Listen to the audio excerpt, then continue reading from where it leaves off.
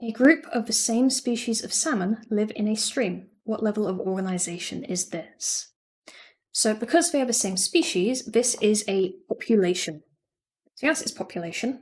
If we look at some levels of organization, so the smallest we're going to look at is called the individual. So this is a single organism, a single salmon, for example. And there are levels below this where you go inside an organism, like organ, tissue, cell. But let's go above this. So above individual, there's population, and this is a group of a single species in the same area. So they all have to be the same species, like the salmon we have here. The next level is community.